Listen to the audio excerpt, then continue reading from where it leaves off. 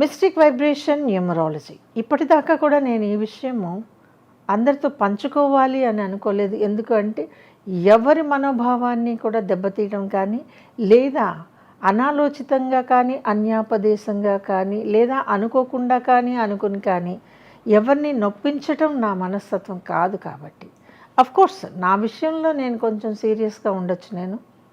నా సబ్జెక్టు విషయంలో నేను కొంచెం అహంకారంగానే ఉంటాను. ఎందుకు అంటే మీకు తెలిస్తే మాట్లాడితే నేను మాట్లాడతాను, మీకు తెలియకుండా నేను మాట్లాడి వ్యర్థం కదండి, వేస్ట్ అది.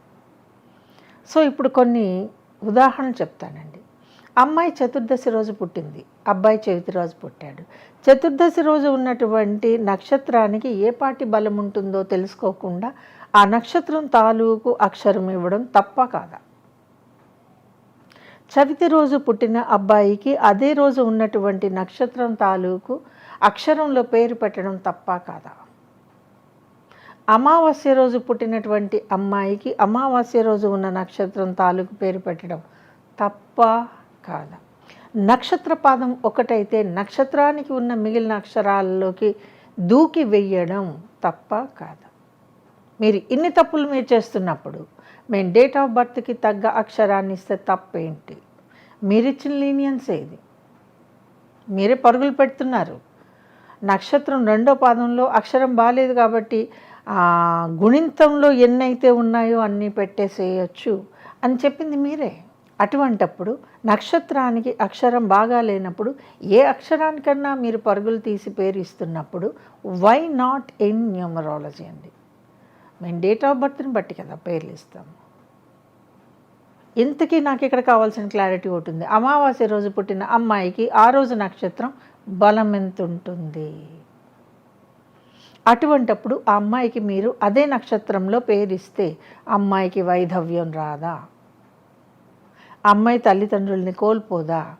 అటువంటి పేరు ఇవ్వటం వల్ల అమ్మాయి తల్లిదండ్రులకి ఉన్న పొజిషన్ని మీరు చెడగొట్టిన వాళ్ళు కారా? ఇన్ని పొరపాట్లు మన దగ్గర పెట్టుకొని నక్షత్రంలో ఉన్నటువంటి అక్షరంలో పేరు పెట్టుకోకపోతే రౌరవాది నరకాలు సంభవిస్తాయా? మరి డేట్ ఆఫ్ బర్త్ నక్షత్రం లేని వాళ్ళ సంగతి ఏమిటండి? వాళ్ళు పేర్లు పెట్టుకోలేదా? ఎదగలేదా? సక్సెస్ సాధించలేదా? అసలు నక్షత్రంతో సంబంధం లేకుండా పేరు పెట్టుకున్న వాళ్ళు బాగాలేరా? నక్షత్రంతో సంబంధం లేకుండా పేరు పెట్టుకున్నప్పుడు ఏదైనా ఎఫెక్ట్ ఉంటే ఇమ్మీడియట్ ఎఫెక్ట్ అండి. నేను అసలు చేస్తున్నప్పుడే మీకు ప్రాబ్లం అవుతుంది. ఏది కనపడటం లేదా అలాగా? సో అమావాస్య రోజు పుట్టిన, చతుర్దశి రోజు పుట్టినప్పుడు, చవితి రోజు పుట్టినప్పుడు, మూలా నక్షత్రంలో పుట్టినప్పుడు, ఇంకా కొన్ని నక్షత్రాల్లో పుట్టినప్పుడు ఆ నక్షత్రాల అక్షరాలు పిల్లలకి దయచేసి ఇవ్వకండి. ఇచ్చి వాళ్ళ జీవితాలని పాడు చేయకండి.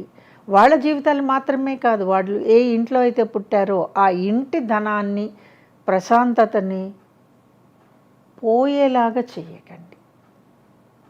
ఇప్పుడు మనకి రావాల్సిన పాయింట్ ఏమిటి అంటే, ఎప్పుడైతే మనము అక్కడ నక్షత్రం అక్షరం బాగాలేదనుకున్నామో మనకి ఫ్రీడమ్ ఉంటుంది, ఏ అక్షరమైనా పెట్టుకోవచ్చు. 1 నుంచి 30వ తారీఖు వరకు నక్షత్రాలు లెక్క తిరుగుతూనే ఉంటాయి. మరి ప్రతి నెల కూడా మనకి ఏదో ఒకరోజు గండం ఉంటుందా? ప్రతి నెల ఏదో ఒకరోజు మనకి మారకం ఉంటుందా? ప్రతి నెల ఏదో ఒకరోజు మనకి ధనహాని ఉంటుందా? సౌఖ్యహాని జరుగుతుందా? ఆరోగ్యహాని ఉంటుందా? ప్రయాణ హాని జరుగుతుందా?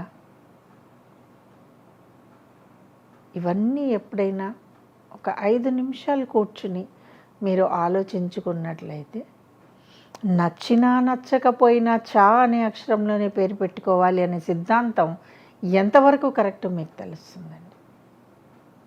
ఆస్ట్రాలజీని క్షుణ్ణంగా కనుక చదవగలిగితే నక్షత్రాన్ని ఎందుకు చూస్తాము, నక్షత్రాన్ని ఎందుకు బేరీజు వేసుకుంటాము, ఏ నక్షత్రాన్ని ఎందుకు ఫాలో అవుతాము, ఒక అవగాహన వచ్చినప్పుడు మాట్లాడండి. ఇవన్నీను